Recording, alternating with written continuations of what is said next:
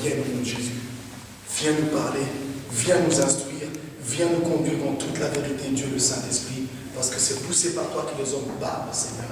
Remplis-nous de toi, oins-tu notre tête dans le nom de Jésus. Mets tes paroles dans nos bouches, dans le nom du Seigneur Jésus-Christ. Nous voici, Seigneur Jésus, devant toi, afin que tu prennes toute la place, afin que toi seul tu règnes. Oui, règne, afin que toi seul puisses régner, Jésus. Pas un homme, pas un esprit. Toi, Seigneur Jésus-Christ. Règne, règne, règne, règne et règne, Seigneur. Permets-nous d'assister, s'il te plaît, mon Dieu, mon roi, à ton conseil. Nous voulons entendre, Seigneur, ce qui vient véritablement de toi. Bloque, ferme tout ce qui pourrait venir de mon intelligence, mon Dieu, mon roi. Tout ce qui pourrait venir de ma connaissance personnelle. Bloque et jette-le loin, Seigneur, et donne-moi la pensée de Christ. Au nom du Seigneur Jésus. Merci, Seigneur. Merci, Seigneur. Amen. Amen. Amen. Je laisse tourner, j'aimerais que tu viennes chanter, s'il te plaît. Alléluia. On va chanter un peu, Amen. Amen. Et ensuite, on va donner la parole à la grâce du Seigneur Jésus. Viens, s'il te plaît. Alléluia. Mwananzambe yetola komona yo lelo. Komona yo. Komona Yesu. Masia yetola komona yo lelo. Komona yo. Komona Yesu. Alléluia, kumisa komona yo lelo. Komona yo.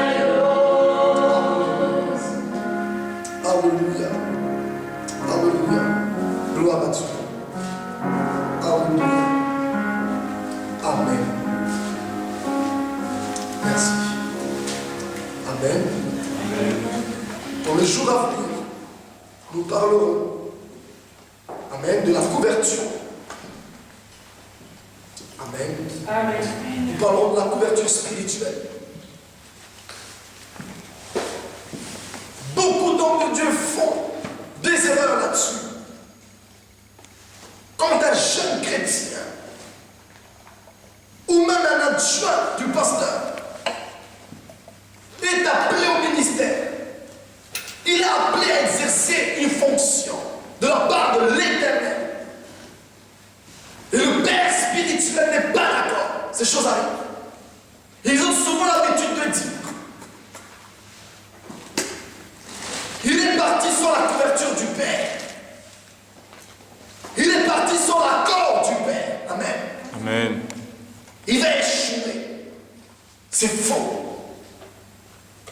Nous le découvrirons dans les jours à venir que c'est archi faux.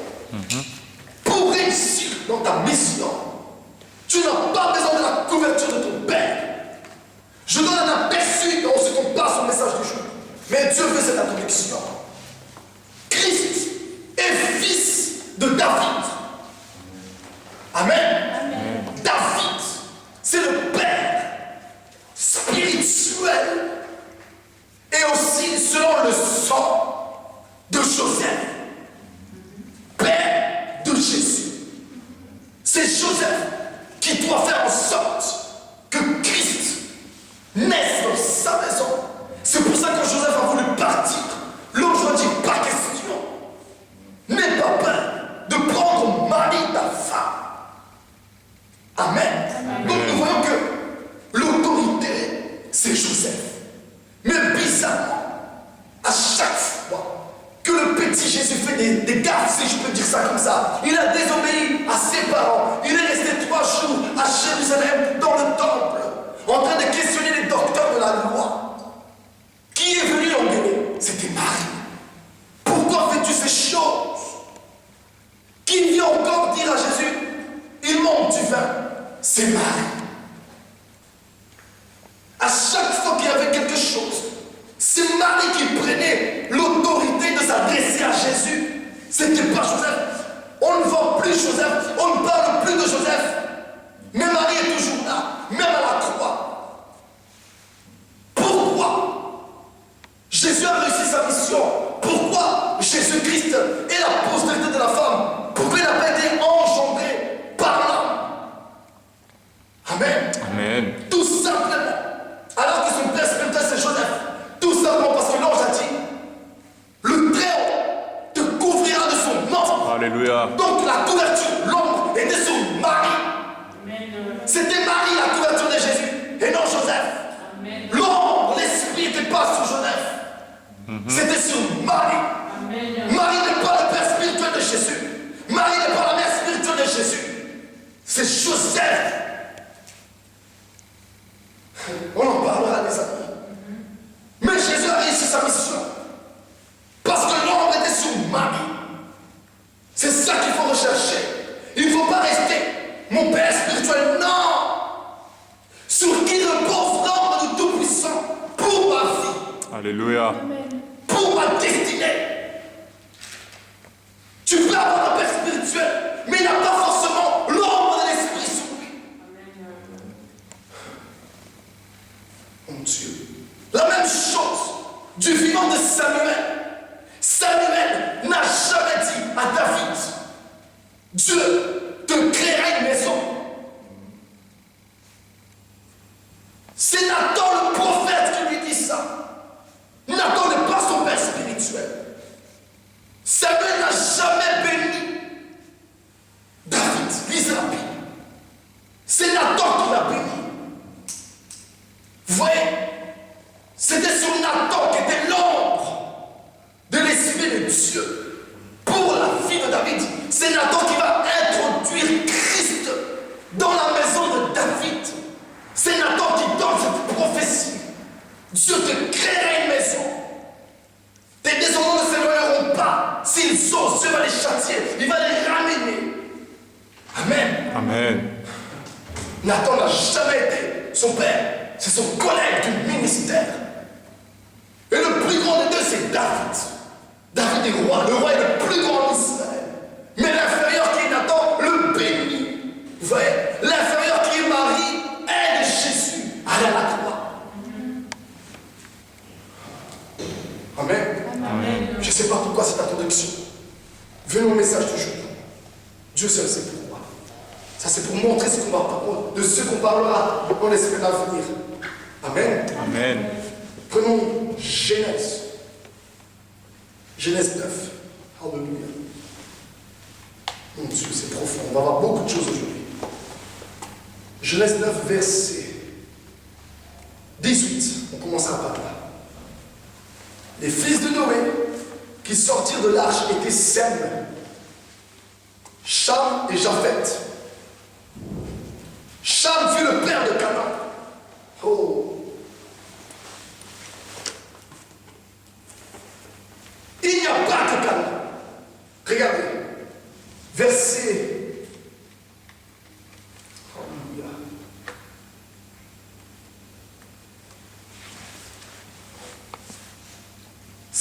chapitre 10 de Genèse.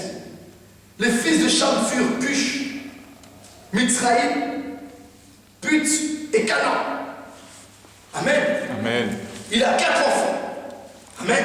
Amen. Canaan est le 4e, le dernier. Celui qui écrit cette histoire, il commence par le commencement. Genèse 1, Genèse 2, 3, 4, 5, 6, 7, 8. Il arrive à Genèse 9. Cet homme, c'est Moïse. Moïse est celui qui a reçu l'ordre de faire sortir le peuple de Dieu de l'Égypte, de l'esclavage, et de les conduire où? À Canaan. Amen. Amen. Moïse a une direction précise de la part de l'Éternel. Une vision ancrée en lui. Cette vision, c'est Canaan. Voilà l'auteur de ce livre. C'est quelqu'un qui a été établi dans le ministère pour aller à Canaan.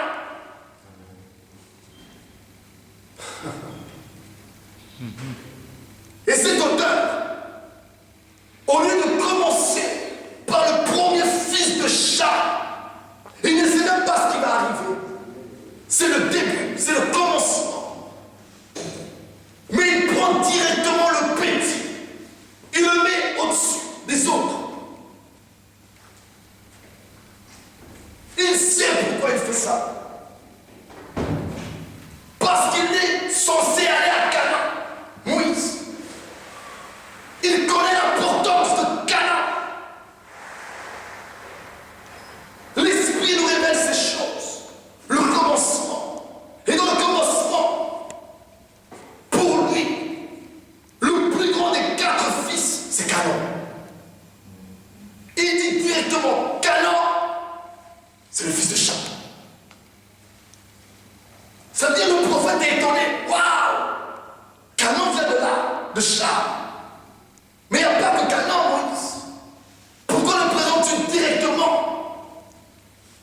Les fils de Noé qui sortirent de l'arche étaient Sem, Cham et Japhet. Cham fut le père de Canaan. Ça veut dire, voilà, ce qui nous intéresse, nous, c'est Canaan. Parce qu'il sait, Moïse, Canaan est une terre sainte. Canaan est une terre choisie par Dieu. Alors Moïse commence par honorer celui que Dieu a choisi. Amen. Il ne peut pas parler de but. Il ne peut pas parler. Alléluia. De Cush, de Mitzraïm. Non. Je commencerai par Canaan. Canaan n'est pas n'importe qui. C'est profond. Vous allez voir où on va en venir, les amis. C'est profond. Verset 20. 19 d'abord. Ce sont là les 3 fils de Noé.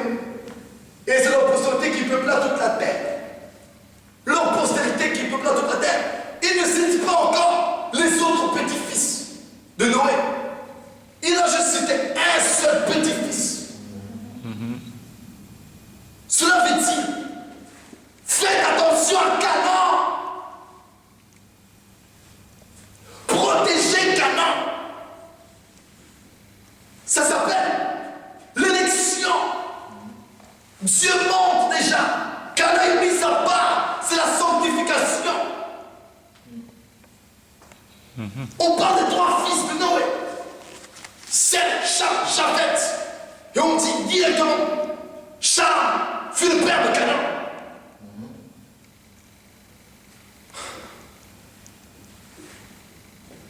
Là aussi, on voit la sélection, mes amis. Noé a 3 fils. Pourquoi on ne commence pas par Sem fut le père de. Mais on commence par Cham qui est le cadet, le deuxième. Vous voyez? On voit par là que Dieu choisit soigneusement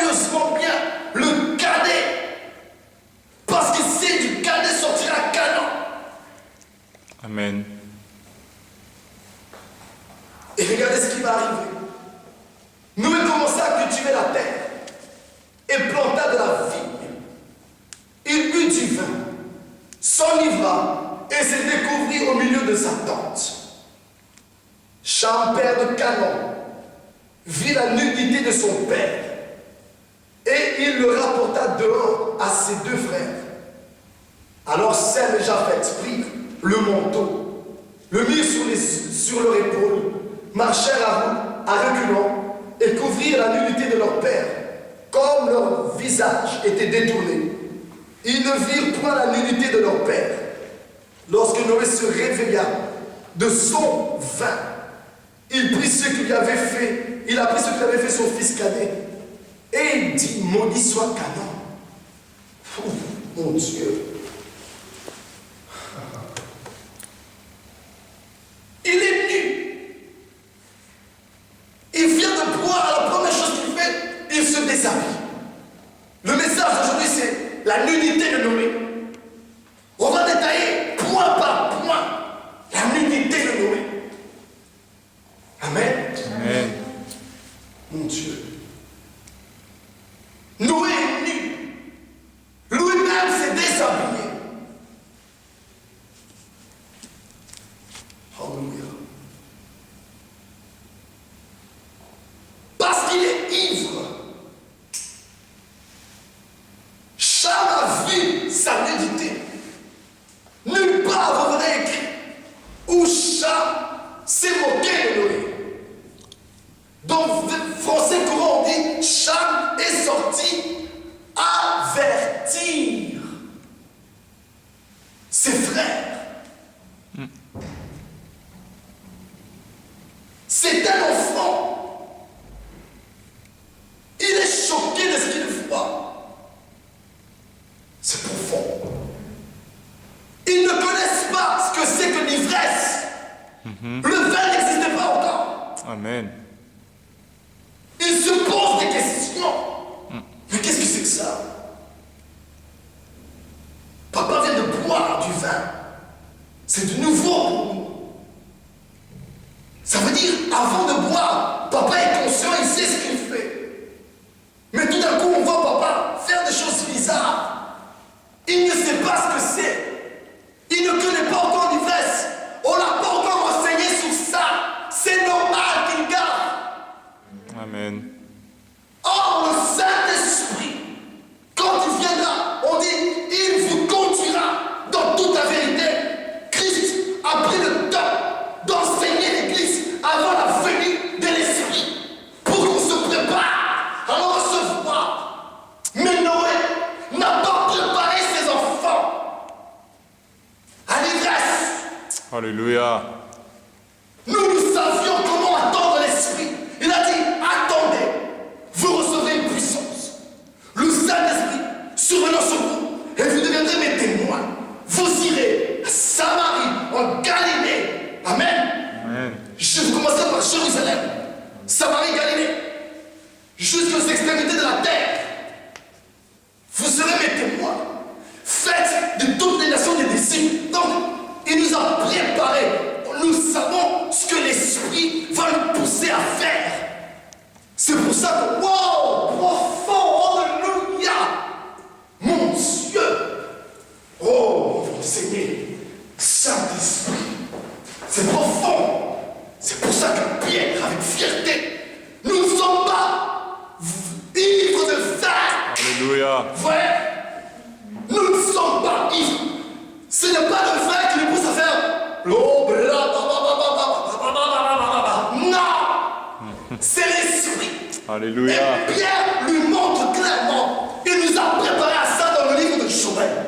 On Yes. savait que lorsqu'il viendra, on sera dans cet état-là. Alléluia. Donc, ne soyez pas choqués.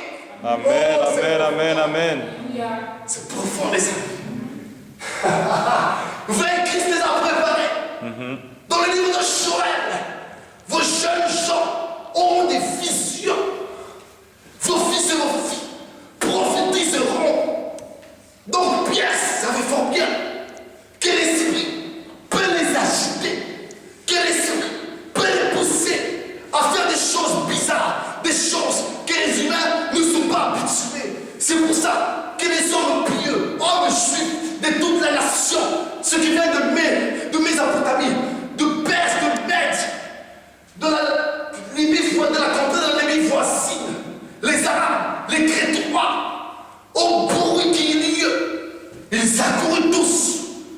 sont partis devant Pierre et les 11. Alléluia. Alors ils disent. La première chose qu'ils disent, ils sont ivres de vin doux. Non, nous ne sommes pas ivres. Dieu nous a préparés. On savait qu'on serait dans cet état-là. On savait déjà qu'on serait peut-être ridicule devant les gens. Vous voyez, Dieu les a préparés à quelque chose de nouveau. Jésus les a préparés qu'un changement aura lieu. Il dit même, la femme recherchera l'homme. C'est du nouveau, ça. Ça ne sera plus à l'homme d'aller vers la femme et dire, tu es ma femme. Non, ça sera maintenant à la femme de rechercher l'homme. C'est profond. Mais Noé, en tant qu'homme de Dieu, n'a pas pris le temps d'enseigner quelque chose de nouveau.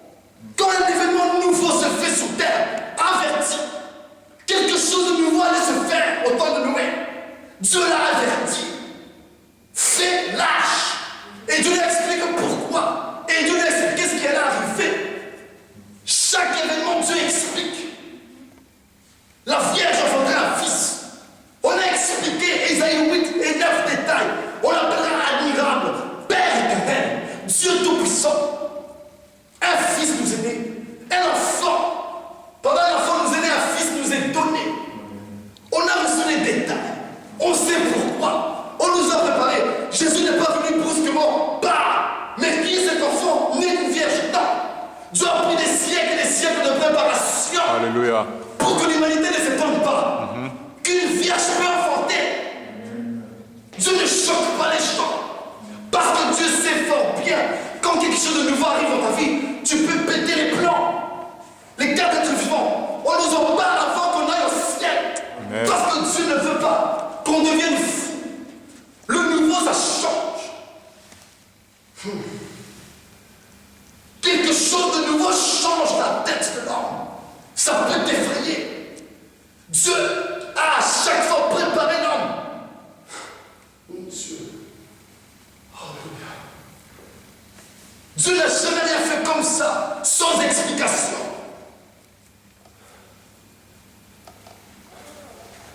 Vous voyez, la gaffe de Noé, c'est normal qu'il sorte. Français, comme on dit, regardez. Dans Louis II, on dit, vous aimez ce message? Amen. Mon Dieu. Genèse 9, verset. Alléluia, 22. Charles, père de Canaan, vit la nudité de son père et rapporta dehors à ses deux frères. Amen. Amen. Les Français courants dit. Alléluia. 9, 22. Charles, père de Canaan, vit son père tout nu et on avertit ses deux frères qui étaient dehors. Il les avertit. Lui, il fait son boulot. Il avertit. Parce que quelque chose de nouveau vient d'être fait. On n'a jamais vu papa nu. On n'a jamais vu papa boire. On ne sait même pas ce que c'est l'ivresse. Parce qu'on ne sait pas ce que va produire le vin. Il va les avertir. Avertir ne veut pas dire se moquer de papa. Il est étonné. Je vois quelque chose d'étrange. Je ne sais pas ce que c'est.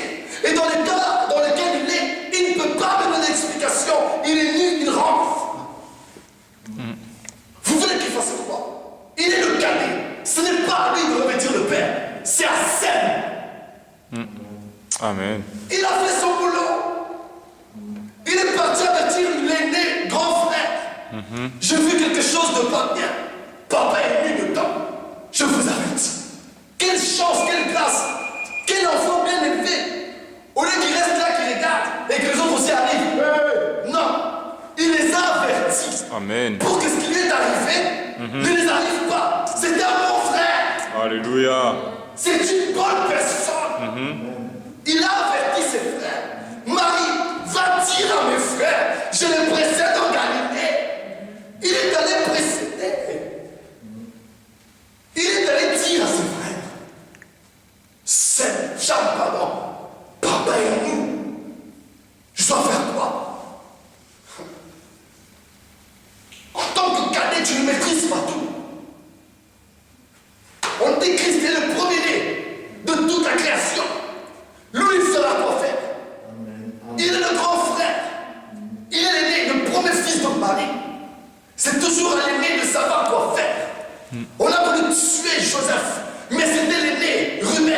Alléluia. C'est Ruben, hein? Amen. C'est Ruben qui a dit non, ne commettez pas ce péché. Parce que ça va me retourner dessus.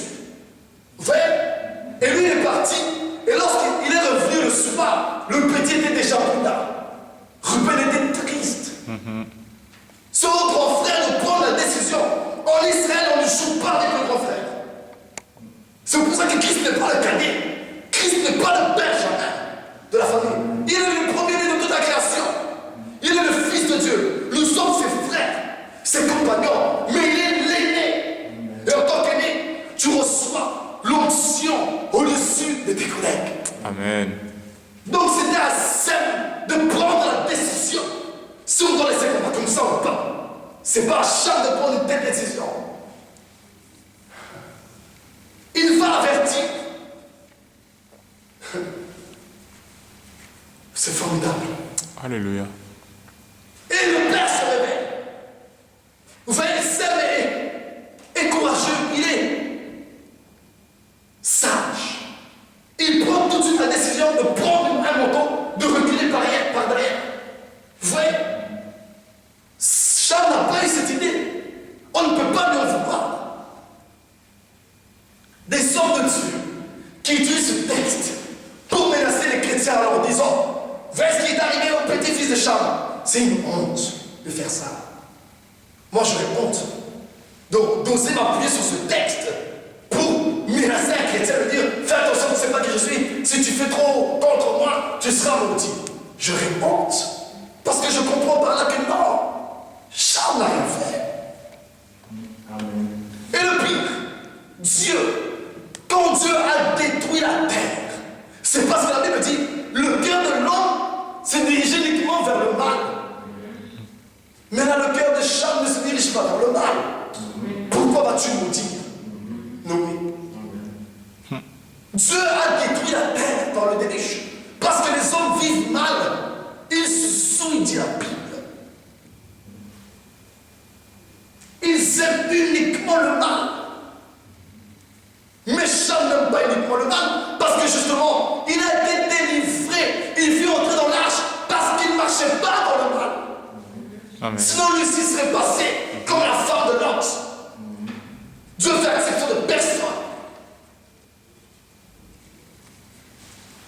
Amen. Amen. Mais moi, ce qui m'intéresse, c'est la nudité de Noé. Regardez. Formidable. Prenons Exode.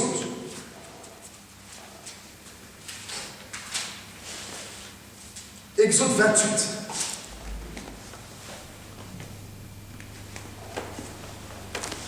Verset 41. 40 d'abord. Pour les fils là, des tuniques, tu leur feras des ceintures et tu leur feras des bonnets pour marquer leur dignité et pour leur servir de parure. Tu en revêtiras Aaron ton frère et ses fils avec lui. Tu les oindras, tu les consacreras, tu les sanctifieras, et ils seront à mon service dans le sacerdoce. Fais-leur des caleçons de lin pour couvrir leur nudité. Ils iront depuis les reins jusqu'aux cuisses. Aaron et ses fils les porteront quand ils entreront dans la tente d'assignation ou quand ils s'approcheront de l'autel pour faire le service dans le sanctuaire. Ainsi, ils ne se rendront point coupables et ne mourront point. C'est une loi perpétuelle pour Aaron et pour ses descendants après lui.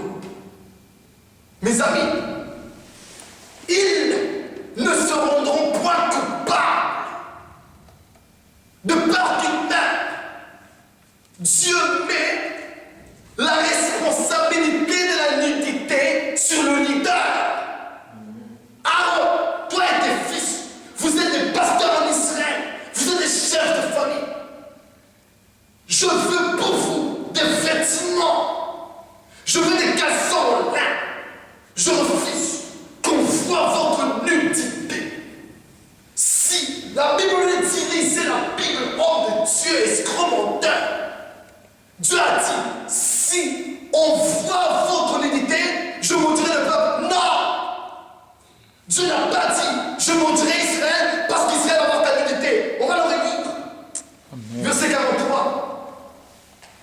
28. Aaron et ses fils les porteront quand ils entreront dans la tente d'assignation ou quand ils s'approcheront de l'autel pour faire le service dans le sanctuaire. Ainsi, ils ne se rendront point coupables et ne mourront point. C'est une loi perpétuelle pour Aaron et pour ses descendants après lui. Verset 42. Fais-leur des caleçons de lin pour couvrir leur nudité. Ils iront dépouiller des reins jusqu'aux cuisses. Vous voyez? Pour couvrir leur nudité. Ça veut dire s'ils sont nus, c'est eux qui vont mourir, c'est pas le peuple. Ils se rendront coupables, a dit Dieu. Donc le coupable, c'est Noé. C'est pas ses enfants. Et encore moins Canaan. Dieu est en train de faire peur ici. À Aaron. Dieu dit à Moïse, dit à Aaron. Il n'a pas dit peuple.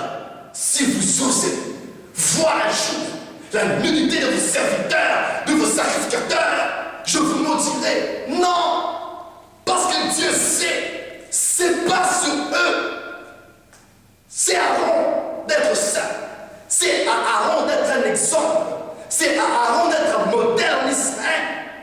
Mais Noé, qu'est-ce qu'il fait? Ici, Dieu est en train de revêtir Aaron et ses enfants. Mais de l'autre côté, Aaron est en train de se déshabiller. Il est déjà dans l'erreur. Tu ne peux pas te déshabiller. Tu es chef de famille. Tu sais très bien qu'il y a des belles filles.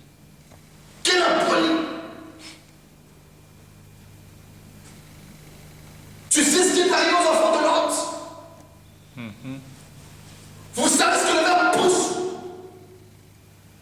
Dans Lévitique 19, Dieu interdit qu'on découvre la nudité de son père ou de sa mère, ou de la fille de son père, ou de sa belle-fille.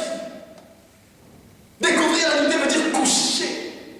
Dieu ne veut pas des relations sexuelles avec la femme de ton père, avec tes soeurs, avec tes tantes. Dieu ne veut pas de ces choses. Regardez ce que le verbe pousse. Les filles de Lot l'ont fait boire. Il était ivre. Lot, on dit bien un homme juste. Ça veut dire en lui à la justice et à la sainteté. Il aurait été conscient. Il n'aurait jamais fait. Mais on l'a fait boire du vin. C'était un plan bien préparé par ses filles. Le pauvre, on le fait boire ivre. On couche avec lui. Voilà ce que pousse le vin. Ça te détruit. Ça te fait marcher dans l'injustice. Ce n'était pas la faute de l'autre de l'autre côté. On l'a saoulé. On l'a enivré.